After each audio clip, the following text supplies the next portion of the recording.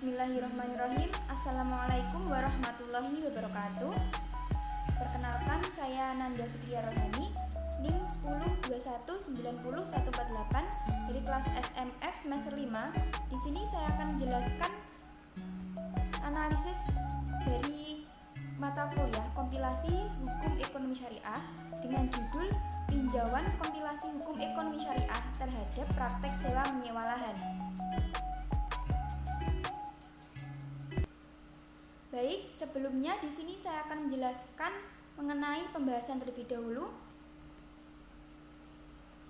yaitu tentang penjelasan deskripsi kasus, di mana sewa menyewa yaitu suatu jenis akad untuk mengambil manfaat dengan jalan penggantian.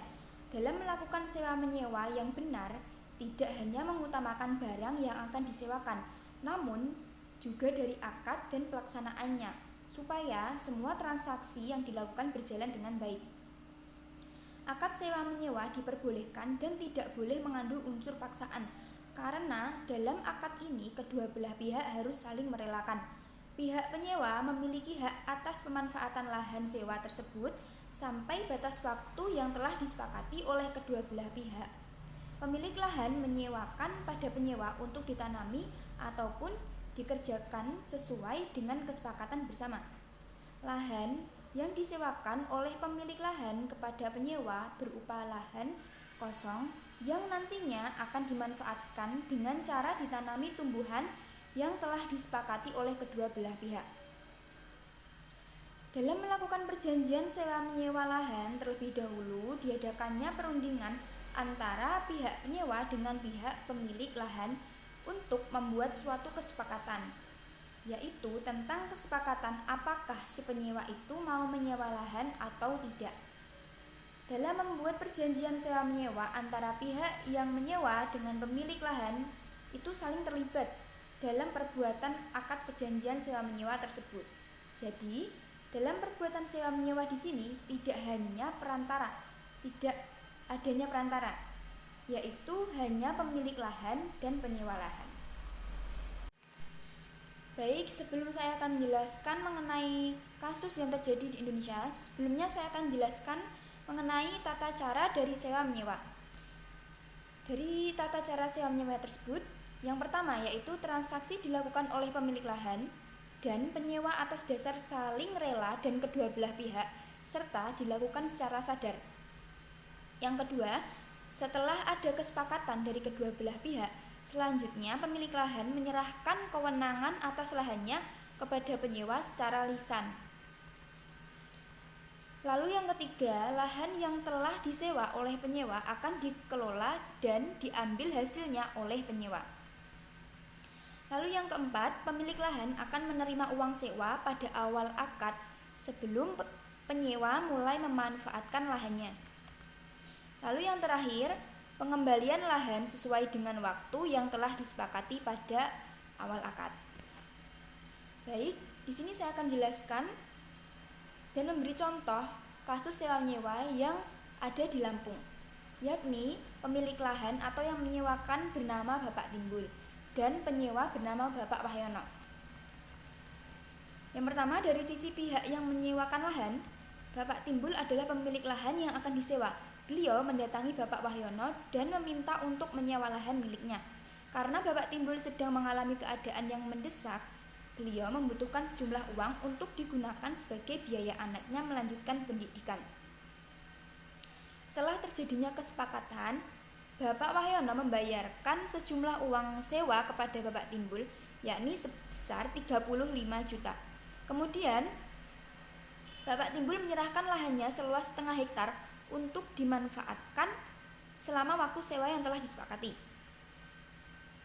Perjanjian sewa menyewa lahan yang dilakukan oleh Bapak Timbul dan Bapak Wahyono ini berlangsung sejak tahun 2012. Dalam melakukan perjanjian sewa menyewa lahan, Bapak Timbul dan Bapak Wahyono telah sepakat bahwasanya dalam sewa menyewa lahan ini adanya keharusan untuk mengembalikan uang sewa yang telah diterima Bapak Timbul dengan kesepakatan lama waktu sewanya tidak ditentukan, tergantung dari hasil yang dikeluarkan saat panen, yakni kesepakatan pembayaran dilakukan secara dicicil. Dalam transaksi sewa menyewa yang dilakukan oleh Bapak Timbul dan Bapak Wahyono ini tidak adanya bukti tertulis kedua belah pihak saling berjanji pada saat akad sewa menyewa dilaksanakan. Karena menyerahkan garapan lahan sewanya kepada Bapak Timbul, dalam mengelola 46 lahan ini, Bapak Timbul dan Bapak Wahyono juga membuat kesepakatan tentang penentuan jenis tanaman yang nantinya akan ditanam. Jenis tanaman yang akan ditanam bisa ditentukan oleh penyewa lahan atau sesuai kesepakatan bersama. Yang terpenting adalah pada awal akad jenis tanaman yang akan ditanam sudah jelas dan disepakati. Lalu dari sisi pihak penyewa, yaitu bernama Bapak Wahyono, di mana orang yang menyewa lahan dari Bapak Timbul. Alasan Bapak Wahyono menyewa lahan tersebut karena beliau ingin membantu Bapak Timbul yang sedang membutuhkan biaya. Dalam menggarap lahan, biasanya dalam satu kali masa tanam, Bapak Timbul dapat menghasilkan kurang lebih 2,5 ton padi. Dari hasil 1,25 ton yang diperoleh Bapak Timbul, setengahnya akan dijual dan akan digunakan untuk mencicil uang tersebut. Di dalam 1 tahun, Bapak Timbul dapat menggarap lahannya sebanyak 2 kali masa tanam. Untuk hasil 1 kali masa tanam, Bapak Timbul dapat mencicil sejumlah 2.500.000. Jadi waktu sewa yang sudah berjalan selama 5 tahun ini adalah sebesar 25 juta. Dan kurangnya masih 10 juta. Sewa menyewa antara Bapak Timbul dan Bapak Wahyono akan berakhir apabila jumlah uang sewa yang Bapak Timbul bayarkan kepada Bapak Wahyono sudah mencapai sejumlah 35 juta atau sudah mencukupi dari uang yang Bapak Wahyono berikan sebagai uang sewa lahan tersebut. Baik, selanjutnya pada poin manfaat dan mudorot. Dalam sewa menyewa lahan pasti terdapat kelebihan serta kekurangan yang didapat oleh pemilik lahan maupun penyewa lahan. Kelebihan dari sewa menyewa atau ijarah, yakni bagi pemilik lahan dapat mendapatkan keuntungan dari hasil penyewaan.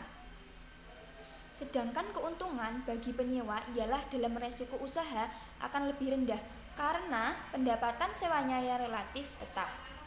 Sedangkan untuk kekurangan atau mudorotnya dari sewa menyewa atau ijarah, jika dalam kasus ijarah di Lampung tersebut, di mana pihak penyewa membagikan hasil panennya ke pemilik lahan, sehingga keuntungan dari panen tidak seutuhnya dimiliki oleh pihak penyewa. Baik, di sini saya akan melanjutkan penjelasan saya mengenai poin teori yang digunakan. Dalam teori yang digunakan dalam kasus ini terdapat 2, yaitu ketentuan dalam KHS dan yang kedua yaitu ketentuan dalam fatwa. Yang pertama, ketentuan dalam KHS atau kompilasi hukum ekonomi syariah, di mana sewa menyewa dianggap sah apabila orang yang melakukan perjanjian tersebut memenuhi rukun dan syarat perjanjian pada umumnya. Rukun sewa menyewa dalam kompilasi hukum ekonomi syariah tercantum dalam pasal 251, yaitu berisi tentang adanya pihak yang menyewakan, pihak yang menyewa, benda yang disewakan, dan akad. Untuk menyelesaikan suatu akad ijarah, pihak-pihak yang melakukan akad harus mempunyai kecakapan melakukan perbuatan hukum. Perbuatan hukum di sini maksudnya ialah perbuatan yang akan menimbulkan perbuatan hukum. Lalu yang kedua yaitu ketentuan dalam fatwa. Berdasarkan fatwa DSN MUI nomor 9 tahun 2000 tentang ijarah, terdapat rukun dan syarat ijarah. Di antaranya yang pertama, menyebutkan bahwa sigot ijarah yaitu ijab dan qabul berupa pernyataan dari kedua belah pihak yang berakad atau berkontrak, baik secara verbal maupun dalam bentuk lain. Lalu yang kedua, menyebutkan bahwa pihak-pihak yang berakad terdiri atas pemberi sewa atau pemberi jasa dan penyewa atau pengguna jasa. Lalu yang ketiga, menyebutkan bahwa objek akad ijarah adalah manfaat barang dan sewa atau manfaat jasa dan upah. Selanjutnya yaitu perbandingan ketentuan dalam KHS dengan fatwa DSN. Jadi dapat disimpulkan bahwa kedua ketentuan tersebut sudah saya jelaskan ada beberapa ketentuan. Yang pertama dari KHS dan yang kedua dari fatwa DSN MUI. Dari kedua ketentuan tersebut dapat kita simpulkan bahwa dalam melakukan akad sewa menyewa atau ijarah itu haruslah terpenuhi rukun dan syaratnya. Jikalau dalam berakad ijarah tersebut salah satu rukun ataupun syaratnya tidak ada dalam akad tersebut, maka akad dalam sewa menyewa tersebut tidaklah sah ataupun tidak bisa dilanjutkan. Baik, selanjutnya di sini ada penerapan teori.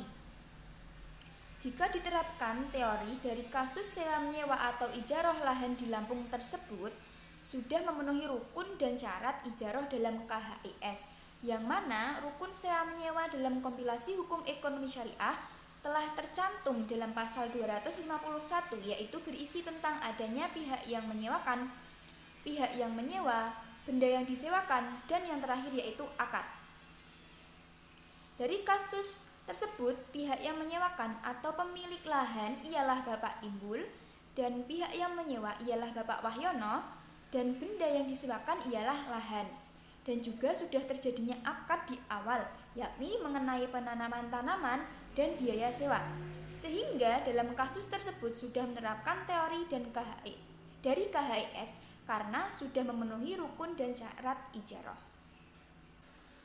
Baik, untuk poin yang terakhir yaitu penutup.